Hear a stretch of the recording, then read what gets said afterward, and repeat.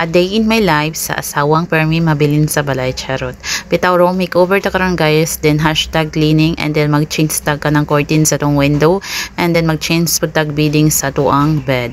So naka-decide na pud tag manglimpyo guys kay nga tuang bed pati nakahugaw kay tungod sa mga iro nga tulo ka buok na diri perminti matulog sa amo ang tapad. So maghuot jud mi na yung foam diri guys kay tungod sa mga iro dili pud na siya ganahan matulog ug dili pud mi tapad. So nakuha naman nato na ato ang bedding sa tuang foam guys. So pagkahuman nato ato din na siyang i-vacuum. So kanitong vacuum guys kay na order ra pud ako ni siya diri sa online store no. So ang pangalan na ni kay Derma. And then tulo ni siya ka nozzle ang iyahang pakapin guys og mag-order mo ani na siya katong lapad and then katong talinis and then katong na siya murag brush na kanang nozzle. So ang gigamit nako diri ang pag-vacuum guys kaning naay siya murag brush. So ato lang na siyang i-vacuum dira sa tubangan and then pagkahuman dito na pud sa iyang likod ato na siyang baliw na tong foam no. Pagkahuman ato na pud na siyang i-vacuum. So pagkahuman na natong vacuum guys ato na din siyang isandig diri para diri na pud sa tuang katri. So before ta dira sa tong katri manghindo guys ato sa nang limpyuhan ang atong mga ibabaw no para mawala atong mga abog-abog kasi natin mga cobwebs tinaas sa may nalang makuha ang cobwebs.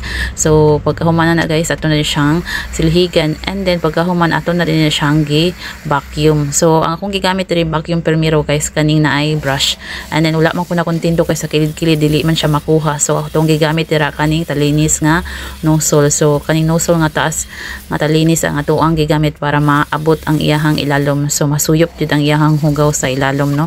Sa mura na atong gihimo pagkahuman ato na budang gisunod diri sa pikas kilid niya gisandigan sa tong foam para makuha pud ang iyang abog-abog.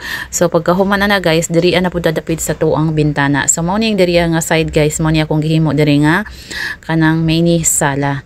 So limpyuhan ra pud nato na dihang taas ato na siyang silhigan para mawala pud ang iyang abog-abog and then pagkahuman ato na din ang kuhaon nitong kortina diri para mailisan na pud nato siya og bag-o niya silhigan nang pud nato ng bintana para mawala ang iyang abog-abog sa bintana nato and then pagkahuman silhigan na pud nato na ato ang ubos. So mag-ilis tag kortina diri guys. So kanitong kortina is Hula curtains ni siya.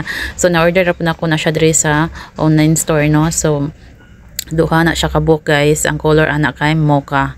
So 6 feet ang height ana guys pero daghan na siya pwede po na naidagtag-as nga height nga kanang available ana no. And then kaning puti na to nga curtain is na order ra pud ako na siya diri sa online store no. Unya dili na sila pareha og store guys manang lahi sila og one and then wala ko kabantay nga kani day akong gi-order mubo din ning isa and then kaniya tong na order pud nga ikaduha is taas din ni siya.